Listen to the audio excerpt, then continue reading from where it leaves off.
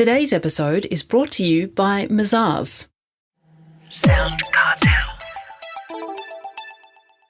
Are you fed up with staff who complain or resist any kind of change? And are you starting to resent those irksome employees? Well, maybe you're not handling the change particularly well yourself. From SoundCartel, I'm Nicole Goodman, and this is Business Essentials Daily.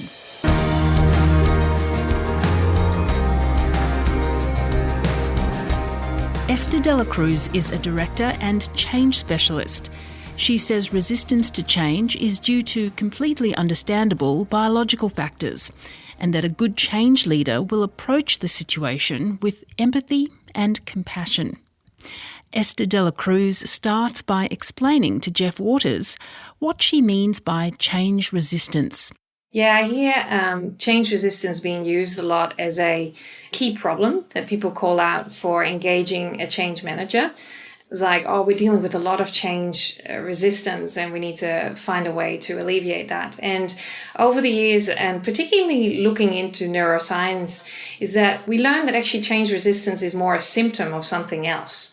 And change resistance might take different shapes and ways it comes out of people. Some people are very vocal and other people are very quiet and will not engage.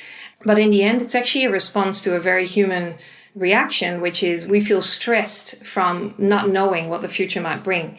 And we make up stories in our minds about how bad it might be for us personally. And we start to kind of get into this state of wanting to save ourselves from that potential detriment. So change resistance comes from worry. And I think it can be alleviated by simply just really opening up the communication channels and having more conversations and dialogue around change.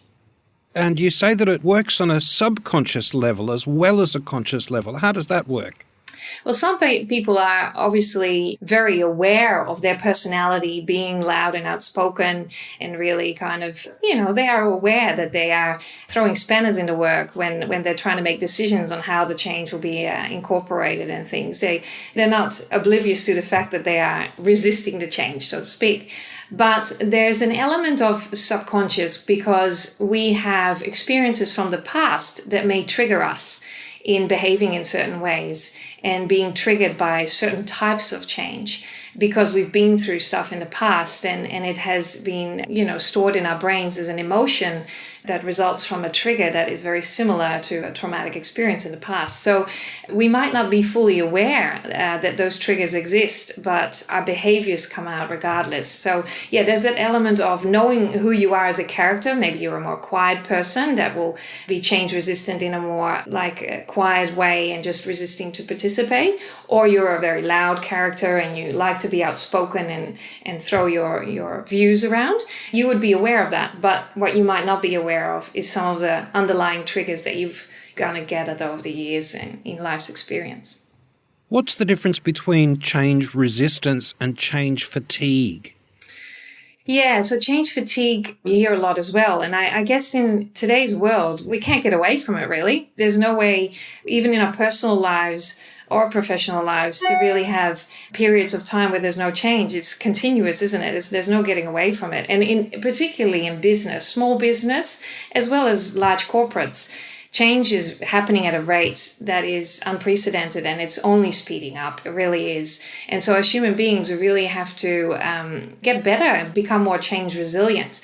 Now, change fatigue versus change resistance. So change resistance being what we spoke about, that response to feeling stressed about the unknowns and how to cope with that. Change fatigue is the overwhelm and the lack of resilience you have to really cope with that adapting all the time. And so it's really a need for us all to look at how can we become more resilient, be able to pivot when things happen and be open-minded about learning all the time.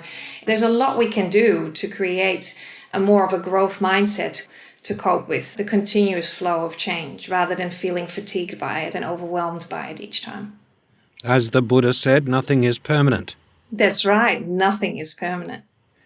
We've been talking about staff and their fatigue from change sometimes, but what advice could you give to an actual small business owner who finds themselves having to go through a period of change with their business? What can they do personally? Just touching back on that resilience piece, I think resilience is fast becoming maybe a buzzword these days, but it's definitely worth looking into as a business owner, how resilient you are. And then how will that then transpire in how you influence and inspire maybe people that work for you or partners that you work with, and how you cope and show up each day as you work your way through that change effectively. Because I think it starts very much with the individual in how you show up throughout that disruptive period and that disruption to your business. There's ways to explore this. There's a new organization I've started working with is iResilience. They have developed 8 key fundamental principles that make up an individual's resilience, but also make up an organization's resilience. And it really starts from a place of gratitude. And I think we hear this now in a lot of keynote speakers and so on, that gratitude is a really great way to ground yourself and to create calmness and to reduce stress. So I'd say to business owners that are going through a lot of change, definitely look at yourself in the mirror and be very honest at how well are you coping and how resilient are you for change. And if you start there and build that resilience for yourself, that will transpire in your business as well. Now, how can leaders play a critical role in humanising change in organisations and creating a sustainable, ongoing change success?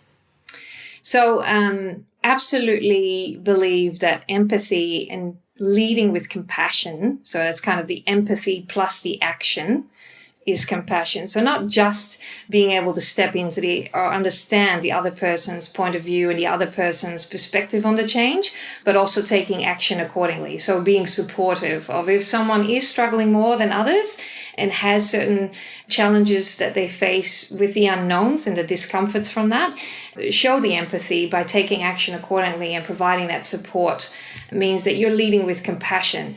And I think that is a very critical part of leadership today, that people are working on their empathy. And some people have naturally got a lot of empathy. Other people might not have as much. And what I found really amazing to learn through the research of Brené Brown is that empathy is something that can be learned. So if we are really aware of how much empathy we actually have at this point in time and how much we are showing up as an empathetic leader, then we could maybe find that the opportunity to improve that as well and show up as a more compassionate leader. And how does communication come into it? By being more empathetic and then in relation to that, communicating, acknowledging, for example, the struggles that some people might be facing. There's great power in just calling out the elephants in the room. So if there are people feeling really stressed because they don't know if their jobs are going to be safe, there's great power in standing on a soapbox and saying to your staff, I'm not here to guarantee you that your job will be here in a year's time, but what I will guarantee you is that we will do everything in our power to support each and every one through this process, so you're best set up for where we will land as an organization, So we can never promise people that everything will stay the same. To your earlier point, nothing will stay the same. Change is now a constant.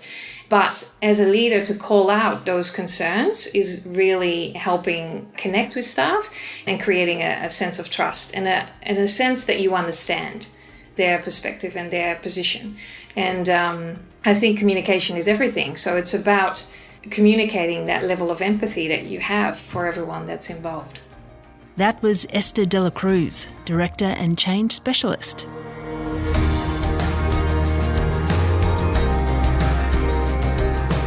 This episode of Business Essentials Daily is produced by the team at SoundCartel. Thanks for listening. I'm Nicole Goodman.